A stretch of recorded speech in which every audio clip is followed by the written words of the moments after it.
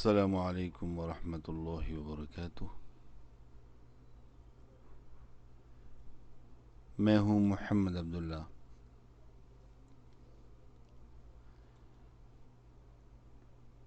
Lesson number 165 में आज हम सूरतुन निसा की आयत नंबर 172 से तिलावत करेंगे। अऊज़ु बिल्लाहि मिनश शैतानिर रजीम। बिस्मिल्लाहिर रहमानिर रहीम।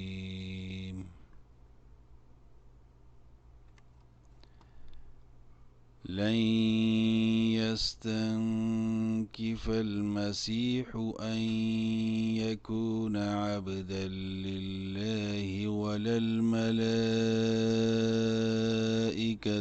मुक़र्रबून।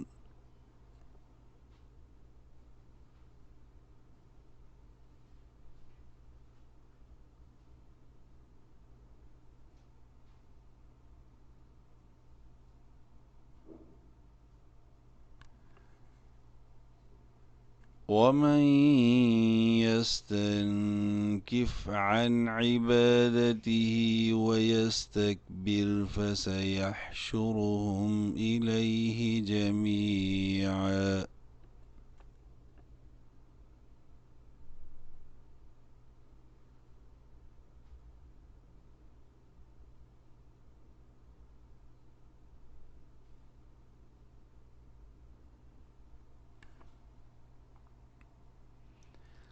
فأما الذين آمنوا وعملوا الصالحات فيوفيهم أجورهم ويزيدهم من فضله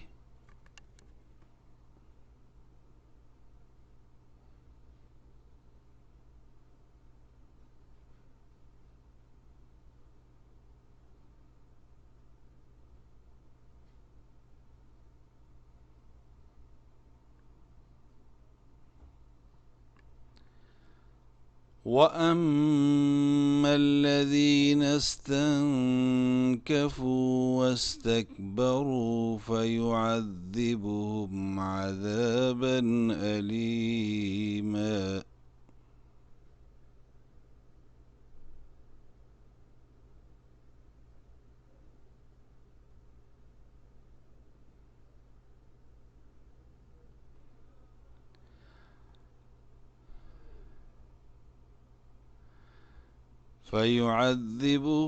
عذابا أليما ولا يجدون لهم من دون الله وليا ولا نصيرا।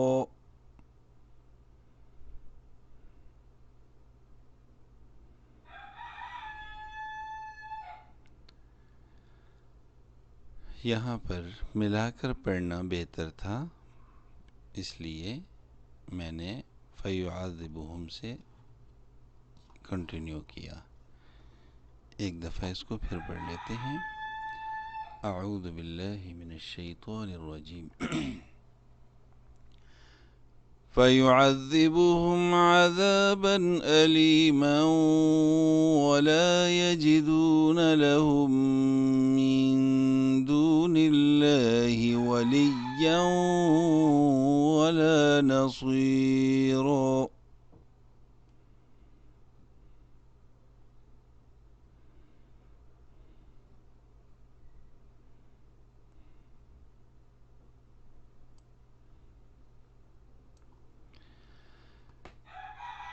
يا أيها الناس قد جاءكم برهان من ربكم وأنزلنا إليكم نورا مبينا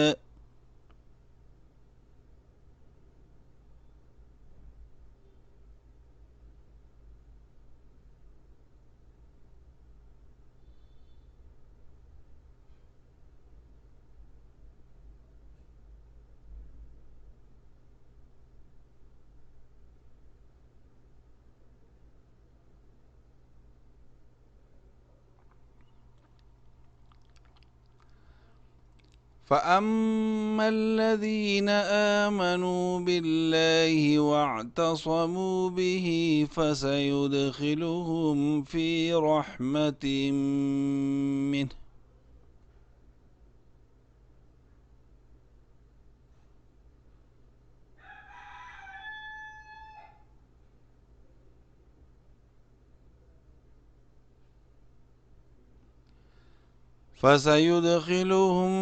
رحمة منه وفضل ويهديهم إليه صراطا مستقيما.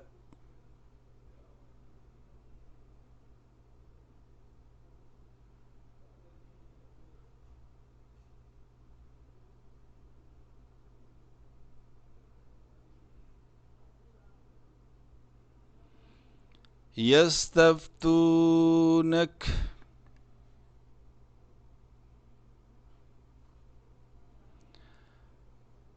قل الله يفتيكم في الكلالة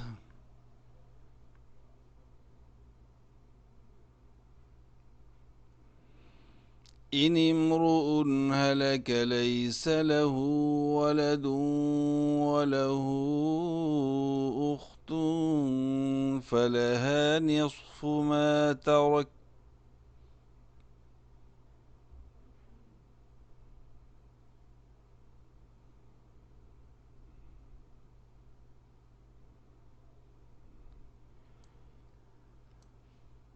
وهو يرثها إن لم يكن لها ولد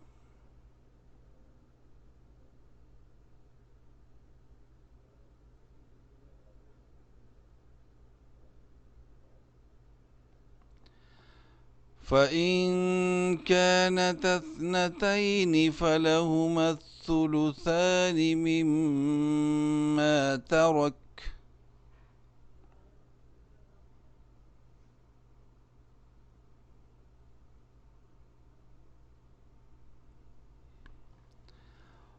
وإن كانوا إخوة رجالا ونساء فللذكر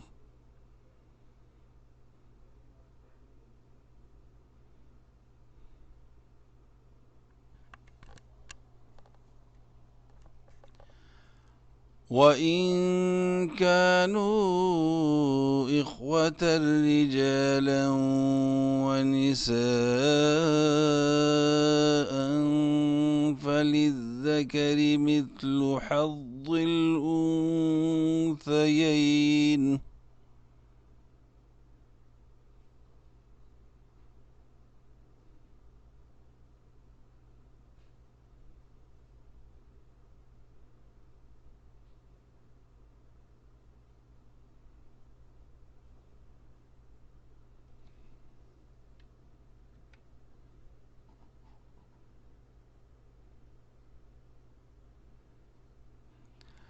يبين الله لكم أن تضلوا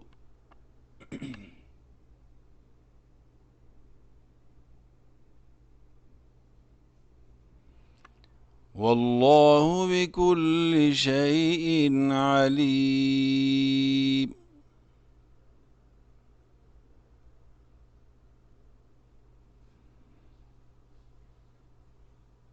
صدق الله العظيم. अल्हम्दुलिल्लाह सूरह निसा मुकम्मल हुई आज और मुझे बहुत सारे बहन भाइयों ने ये रिक्वेस्ट की कि आप जो है हमसे कुछ न कुछ पूछ लिया करें। जो चीज़ें आपने लेसन्स में बताई हैं वो हमें बिल्कुल भी नहीं पता थी। अब आपने बताई हैं तो हम चाहते हैं कि उसको अच्छे से समझ भी लें और कुरान करीम में पढ़ते वक्त उसको अप्लाई करना भी हमारे लिए आसान हो تو آپ ہم سے پوچھیں گے تو وہ ہمیں یاد بھی رہیں گے اور ہماری ایکسرسائز بھی ہوتی چلی جائے گی۔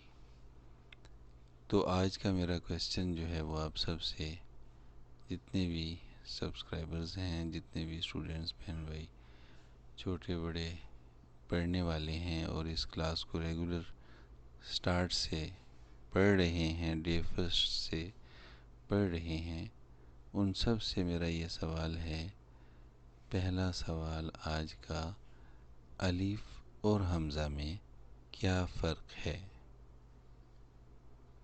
پلیز کامنٹس کے ذریعے اس کا آنسر دیجئے۔ اس کا فائدہ مجھے تو کچھ بھی نہیں ہونے والا، لیکن آپ سب کو اس کا فائدہ ضرور ہوگا۔ آپ میں سے جو بھی اس کا درست جواب دے گا، باقی لوگ اس کو دیکھ کر وہ بھی سیکھیں گے، آپ کو بھی اس کا اجر ملے گا، اور ان کی وجہ سے کوئی اور لوگ سیکھیں گے۔ یوں قیامت تک یہ سلسلہ چلتا رہے گا۔ میرا مقصد بھی اس سلسلے کو شروع کرنے کا یہی ہے۔ میں بارہا بتا چکا ہوں، لوگ چینل بناتے ہیں پیسے کمانے کے لیے، میں نے یہ صرف اللہ کی رضا کی خاطر آپ سب کے لیے یہ سلسلہ شروع کیا ہے، اور میری تمنا ہے کہ میری زندگی میں یہ قرآن کریم مکمل ہو جائے۔ آپ سب سے دعاؤں کی درخواست بھی ہے، دعا کیجیے گا میرے لیے، اور یہ میری ایک خواہش ہے۔ سٹارٹ میں جب شروع کیا تھا اس وقت تو میرے ذہن میں تھا کہ صرف ایک دو سپارے قاعدہ وغیرہ، قاعدہ اور ایک دو سپارے ہی پڑھوں گا، مقصد جو ہے وہ حل ہو جائے گا، مقصد پورا ہو جائے گا، سمجھنے سمجھانے والا عمل، پریکٹیکلی پڑھنا، جوڑ توڑ کرنا سارا۔ لیکن آپ حضرات میں سے ہی بعض بہن بھائیوں کی اصرار پر کہ اس کو کنٹینیو رکھیں اور پورا قرآن کریم، تو پھر مجھے بھی لگا کہ ہاں ایسا ہی کرنا چاہیے، تو بس شروع کر کے میں ابھی تک یہاں چھٹے سپارے میں الحمدللہ سورہ مائدہ تک پہنچ چکا ہوں۔ آپ سب بہن بھائیوں کی محبت، دعائیں، خلوص، اس کی وجہ سے